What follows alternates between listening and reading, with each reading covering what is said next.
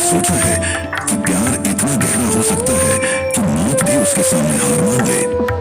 जब राधा का आखिरी समय आया होगा तो वहां का माहौल कैसा होगा? कहा जाता है कि श्री कृष्ण की 100 से भी ज्यादा रानियां थीं, लेकिन उनमें सबसे प्यारी राधा थी। राधा वह थी जो श्री कृष्ण के पास रहकर भी उनसे दूर थी। आखिर राधा की आखिरी इच्छा क्या थी? श्री कृष्ण ने राधा को क्यों छोड़ दिया, जैसे उन्होंने अपने जीवन का एक हिस्सा खो दिया हो? क्या यह सब गांधारी के शाप की वजह से हुआ? क्या राधा और कृष्ण कभी एक हो पाए?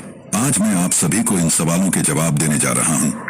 कुछ ऐसे रहस्य जो हम सबसे छिपे हैं। यह एक ऐसी प्रेम कहानी है जिसका न कोई शुरुआत है और न कोई अंत। आइए हम इस यात्रा पर चलते हैं जहां हम जानेंगे कि कैसे श्री कृष्ण और राधा एक हुए, कैसे उनका प्रेम मृत्यु के बाद भी जिंदा रहा। अगर आप हमारे चैनल पर नए हैं तो इस वीडियो को लाइक जरूर करें और कमेंट में राधे राधे लिखना न भूलें। आप सबने सुना ही होगा कि महाभारत के बाद माता गांधारी ने श्री कृष्ण को श्राप दिया था। उसी श्राप के कारण द्वारका नगरी समुद्र में डूब गई और अंत में श्री कृष्ण ने भी अपना देह त्याग दिया। हम में से ज्यादातर लोग यही मानते हैं कि यहीं पर श्री कृष्ण की कहानी खत्म हो जाती है, लेकिन असल में ऐसा नहीं है। श्री कृष्ण और राधा रानी की एक अद्भुत प्रेम गाथा है जिसे बहुत कम लोग जानते हैं। बरसाना कोई आम जगह नहीं थी, यह एक पवित्र स्थान था। वहां की पुरानी पगडंडियों पर कभी श्री कृष्ण अपनी लीलाएं किया करते थे।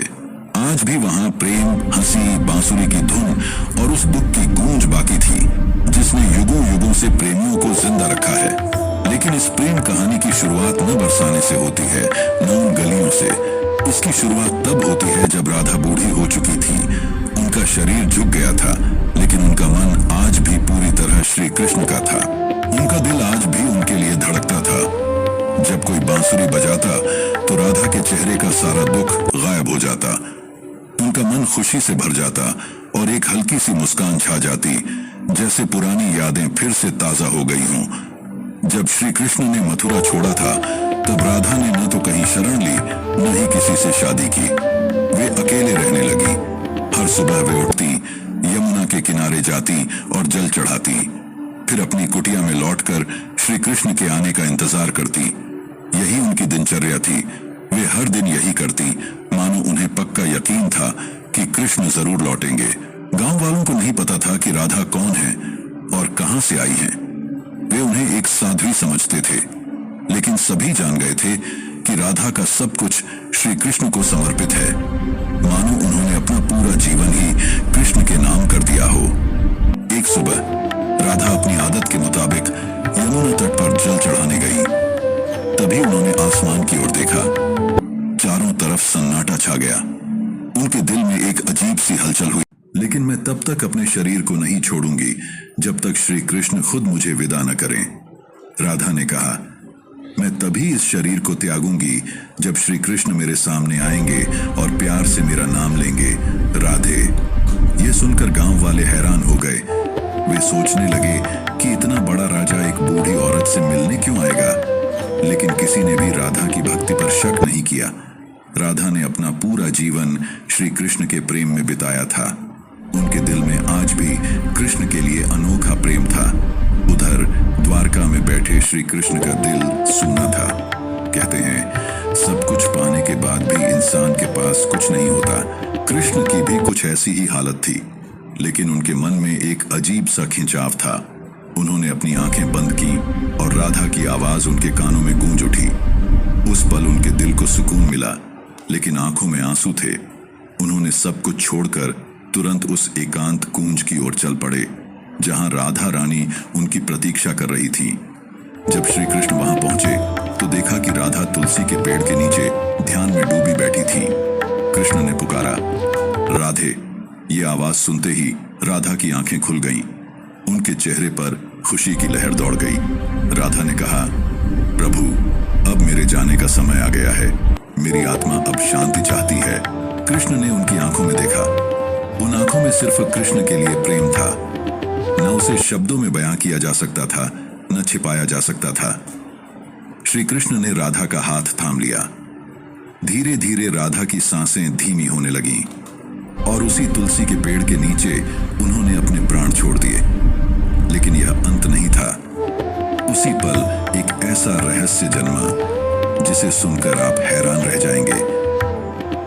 अपने शरीर को छोड़ दिया था और उनकी आत्मा को मोक्ष मिल चुका था, लेकिन उनके आखिरी शब्द अभी भी कृष्ण को भूल नहीं पाए थे।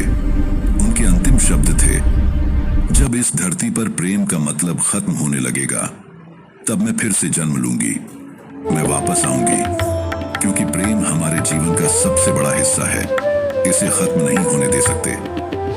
जहां राधा ने अपना शरीर त्यागा था वहां एक नया पौधा उगा।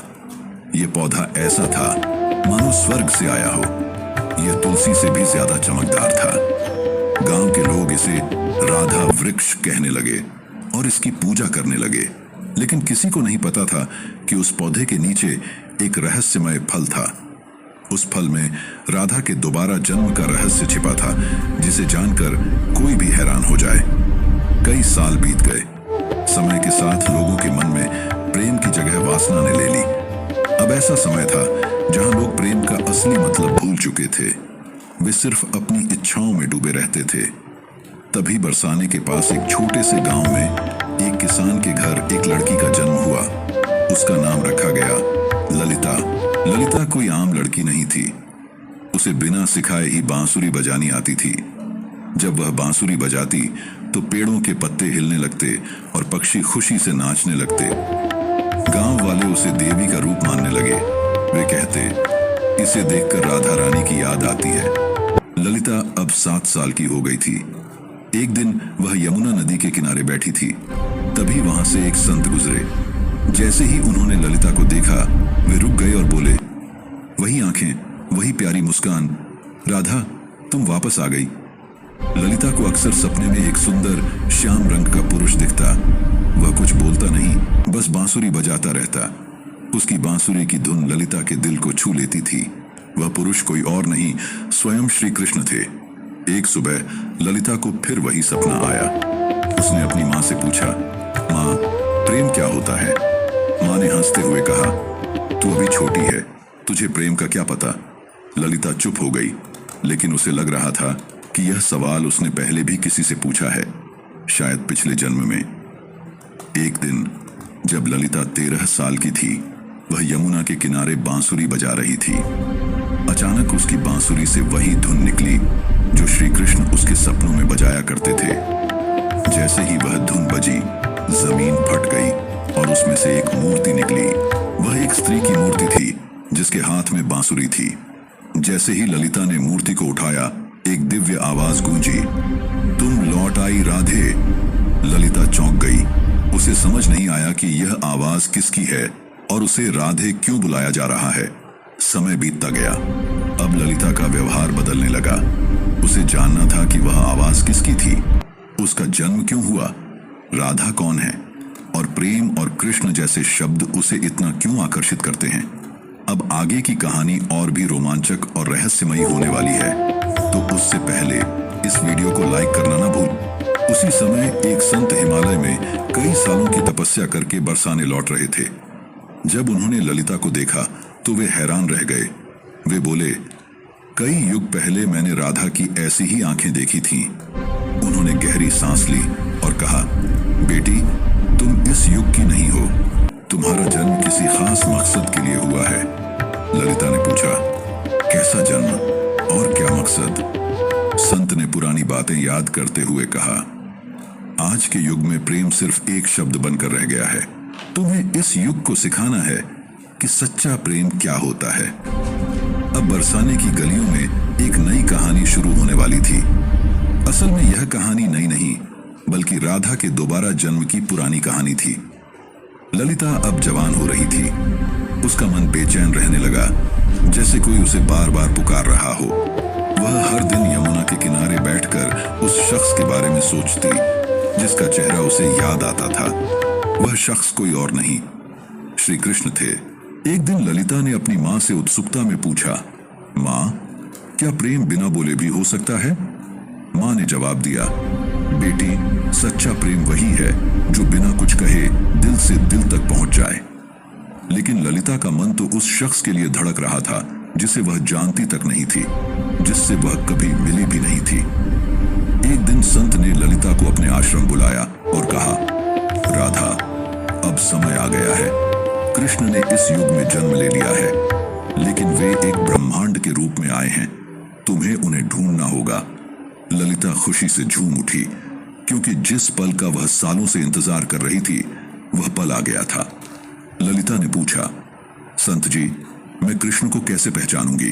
संत ने जवाब दिया, जब तुम उनके सामने जाओगी तुम्हारा दिल खुद बता देगा कि वे कृष्ण हैं। लेकिन संत ने चेतावनी भी दी, यह युग बदल गया है। अब तुम्हारी परीक्षा और भी मुश्किल होगी।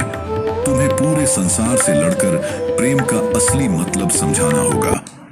श्री कृष्ण इस युग में एक युवा साधु के रूप में जन्म ले चुके थे, जिनका नाम था अनंतानंद। वे लोगों को उपदेश देते थे। कोई नहीं जानता था कि अनंतानंद असल में कौन है। वे अपने प्रवचनों में कहते, प्रेम का मतलब है त्याग और समर्पण। प्रेम शरीर का नहीं, आत्मा का रिश्ता है। उनके शब्द लोगों के दिल को छू जाते थे और लोग सुनकर रो पड़ते थे। लेकिन अनंतानंद भी अंदर से अधूरा महसूस करते थे। वे हर रात यमुना के किनारे बैठकर उस स्त्री की याद में खो जाते थे जो उनके सपनों में आती थी। एक दिन संत के कहने पर ललिता ने अपने माता पिता को प्रणाम किया और अपने उस अनजान प्रेम की तलाश में अकेले निकल पड़ी। उसके पास सिर्फ एक छोटी बांसुरी थी और मन में पक्का इरादा। वह गांव-गांव घूमती, कभी कथाएं सुनती, कभी साधुओं से मिलती, इस उम्मीद में कि उसे उसका प्रेम मिल जाए। लेकिन किसी साधु में वह चमक नहीं थी जिसकी उसे तलाश थी। कई दिन बीत गए, पर ललिता को उसका रास्ता नहीं मिला। एक दिन एक बूढ़ी औरत ने ललिता से पूछा, बेटी, तुम इधर उधर क्यों भटक रही हो?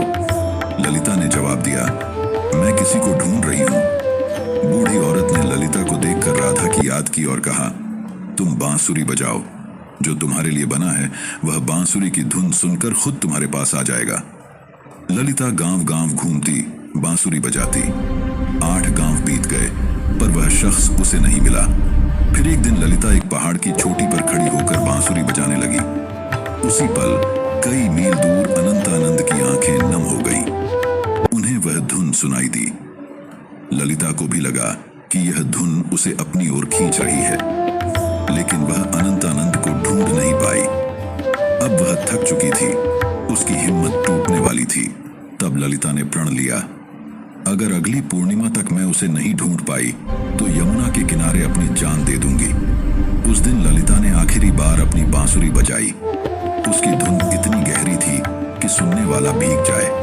उसी पल हिमालय में बैठे अनंतानंद को वह धुन सुनाई दी। वे उस धुन को पहचान गए। इसके बाद अनंतानंद ने हिमालय छोड़ दिया। उसी रात ललिता को एक खास सपना आया। इस बार सपना साधारण नहीं था। इसमें राधा और कृष्ण यमुना के किनारे साथ बैठे थे। राधा ने कृष्ण से पूछा, प्रभु, क्या इस बार भी मेरी प्रेम कहानी अधूरी रह जाएगी? कृष्ण ने जवाब दिया, नहीं राधे, इस बार दुनिया को तुम्हारे प्रेम की पूरी कहानी दिखेगी। सपना टूटा और ललिता के मन में एक नई उम्मीद जागी। अब वह वहां पहुंच गई जहां अनंतानंद आने वाले थे, वृंदाधाम। अब वह वहां पहुंच गई जहां अनंतानंद आने वाले थे, वृंदाधाम। वृंदाधाम कोई आम जगह नहीं थी। यह एक पवित्र स्थान था जहां कहा जाता है कि राधा रानी ने कसम खाई थी कि जब तक उनका प्रेम अधूरा रहेगा वे बार बार लौटेंगी। उसी समय वृंदाधाम में एक कथा चल रही थी जिसे अनंतानंद सुना रहे थे। ललिता वहां पहुंची और दूर से ही अनंतानंद को देखा। पीछे खड़ी ललिता उनके चेहरे को पहचान रही थी। उनकी आवाज सुनकर ललिता का दिल बेचैन हो उठा, जैसे कोई शांति उसे छू गई हो। उनकी बातें उसे बहुत प्रभावित कर रही थीं। अनंतानंद उस कथा में प्रेम के बारे में बता रहे थे। वे कह रहे थे, प्रेम वह नहीं जो आपके साथ रहे और आपके साथ जिए। सच्चा प्रेम तो वह है जो दूर रहकर भी आपके दिल के पास हो। वे यह बोल ही रहे थे कि उनकी नजर ललिता से मिली। दोनों एक पल के लिए मूर्ति की तरह रुक गए। अनंतानंद ने कथा छोड़ दी और ललिता की ओर दौड़े। ललिता ने धीरे से पूछा, क्या आज भी मेरी आवाज आपको सुनाई देती है? अनंतानंद ने उनकी आंखों में देखकर कहा, राधे, तुम आ गई। यह पल ऐसा था जैसे समय रुक गया हो, लेकिन इसके बाद जो हुआ वह और भी हैरान करने वाला था। अचानक आसमान में काले बादल छा गए। तभी एक साधु जिनका नाम कुरंगनाथ था वहां प्रकट हो गए।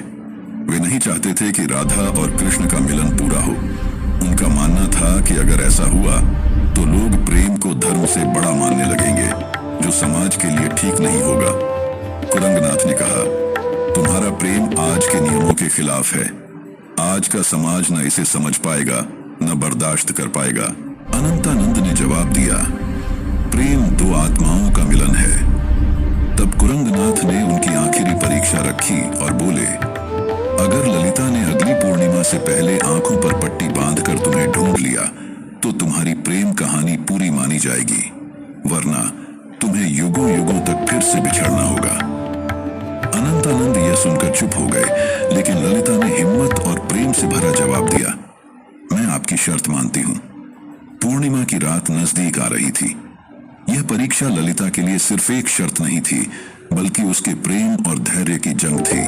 वह खुद जानना चाहती थी कि क्या बिना देखे सिर्फ दिल की पुकार से प्रेम को ढूंढा जा सकता है। शर्त मानने के बाद ललिता ने अपनी आंखों पर पट्टी बांध ली और कसम खाई कि वह किसी को नहीं देखेगी जब तक उसका दिल उसे उसके प्रेम यानी श्री कृष्ण तक न ले जाए। कुछ लोग उसका मजाक उड़ाने लगे और बोले, आजकल की लड़कियां सिर्फ दिखावा करती हैं, प्रेम नहीं। लेकिन कुछ लोग ऐसे भी थे जिन्होंने ललिता का हौसला बढ़ाया। वे बोले, राधे, तुम इस युग में प्रेम को जरूर जीत दिलाओगी। उधर अनंतानंद एक सुनसान गुफा में ध्यान में डूबे थे। वे बार बार सिर्फ एक शब्द दोहरा रहे थे, राधे। वे न कुछ खा रहे थे न कुछ पी रहे थे। उनके शिष्य घबरा गए और बोले, गुरुदेव, अगर आपने कुछ नहीं खाया तो आप जीवित नहीं रह पाएंगे। अनंतानंद ने जवाब दिया, मेरा जीवन तो सिर्फ राधे में बसता है। उन्होंने अपने शिष्यों को सख्ती से कहा, ललिता को मेरे ठिकाने के बारे में कुछ नहीं बताना और न ही उसकी कोई मदद करनी। वे भी जानना चाहते थे कि क्या इस युग में भी राधा सिर्फ अपनी आत्मा की पुकार से उन्हें ढूंढ पाएगी। ललिता ने आंखों पर पट्टी बांधी और गांव-गांव घूमने लगी। वह हर साधु से पूछती, क्या आप अनंतानंद हैं? लेकिन कोई भी वह शख्स नहीं था जिसे वह ढूंढ रही थी। कुछ साधुओं ने झूठ बोला, हाँ, मैं ही अनंतानंद हूं। लेकिन ललिता का दिल उन्हें पहचान गया कि वे उसके प्रेमी नहीं हैं। एक दिन एक साधु आया और बोला, मैं ही अनंतानंद हूं। ललिता एक पल के लिए रुकी, लेकिन फिर बोली, आप में चमक तो है, पर वह आत्मा नहीं जिसकी मुझे तलाश है। उसी पल उस साधु ने अपना रूप बदल लिया। वह असल में कुरंगनाथ था, जिसने ललिता को भटकाने के लिए यह चाल चली थी। गुस्से में कुरंगनाथ बोला, तू अभी तक नहीं टूटी, आखिर कैसा प्रेम है तेरा? ललिता ने हिम्मत से जवाब दिया, मेरा प्रेम इस युग और तुम्हारी सोच से बहुत बड़ा है। इसे शब्दों में नहीं समझाया जा सकता। यह सुनकर कुरंगनाथ वहां से चला गया। ललिता ने हर जगह खोज की और आखिरकार उस गुफा के पास पहुंच गई जहां अनंतानंद ध्यान में डूबे थे। जैसे ही वह अंदर गई, उसे किसी खास मौजूदगी का एहसास हुआ। ललिता ने उन्हें पहचान लिया और अपनी बांसुरी उनके पैरों के पास रख दी। उसने पूछा, क्या आप वही हैं जिन्हें मैं ढूंढ रही थी? अनंतानंद ने बांसुरी उठाई और वही धुन बजाई जो ललिता को यमुना के किनारे और सपनों में सुनाई देती थी। फिर उन्होंने ललिता की आंखों की पट्टी खोली और कहा, राधे, इस बार भी तुमने मुझे अपने शरीर से नहीं बल्कि अपने दिल और आत्मा से पहचान लिया। दोनों की आंखों में आंसू आ गए। उनकी आंखों में कई सालों की थकान थी जो अब खत्म हो रही थी। तभी एक साधु आए और बोले, राधा और कृष्ण, तुम्हारा प्रेम तभी पूरा माना जाएगा जब समाज इसे स्वीकार करेगा, तभी यह रिश्ता पवित्र साबित होगा। ललिता ने जवाब दिया, प्रेम तो समाज के नियमों से आजाद होता है, इसे किसी सबूत की जरूरत नहीं। लेकिन अनंतानंद ने समझाया, राधे, अब समय बदल गया है। यह समाज प्रेम का असली मतलब भूल चुका है। फिर उन्होंने साधु से पूछा, हमें क्या करना होगा? साधु ने कहा, तुम्हें राजसभा में जाना होगा और राजा व वहां के लोगों को समझाना होगा कि एक साधु और साध्वी भी प्रेम के रिश्ते में बंधकर धर्म के रास्ते पर चल सकते हैं। अगले दिन ललिता और अनंतानंद राजसभा में पहुंचे। राजा ने कहा, यह क्या सुन रहा हूं कि एक साधु ने ब्रह्मचर्य तोड़ दिया है। अनंतानंद ने जवाब दिया, महाराज, मैंने कोई नियम नहीं तोड़ा, मैंने तो सिर्फ अपने प्रेम को अपनाया है। प्रेम कोई वासना नहीं बल्कि आत्मा का मिलन है। कई युग पहले जब राधा और कृष्ण ने प्रेम किया था तब भी समाज ने यही कहा था। फिर भी वे समाज की वजह से अलग रहे और समाज चुप रहा। ललिता आगे बढ़ी और बोली, मैंने इन्हें सिर्फ शरीर से नहीं बल्कि दिल से भी चाहा है।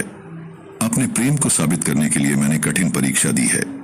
फिर ललिता ने कुरंगनाथ की शर्त और अपनी परीक्षा की पूरी कहानी सभा को सुनाई। यह सुनकर राजा और सारी सभा चुप हो गई। सभी को राजा के फैसले का इंतजार था। राजा ने कहा, जब मैं छोटा था मेरी माँ मुझे राधा और कृष्ण की अमर प्रेम कहानी सुनाती थी। जब मैं पूछता कि उन्होंने शादी क्यों नहीं की तो माँ चुप हो जाती थी। आज मुझे समझ आया कि शादी समाज का नियम है लेकिन प्रेम आत्मा का, इसलिए मैं इस प्रेम को मानता हूँ। उस दिन से प्रेम की एक नई मिसाल बनी। कई युगों बाद राधा और कृष्ण का मिलन फिर से पूरा हुआ। तो दोस्तों, यह थी वह कहानी। अगर आपको यह पसंद आई तो हमारे चैनल को सब्सक्राइब जरूर करें।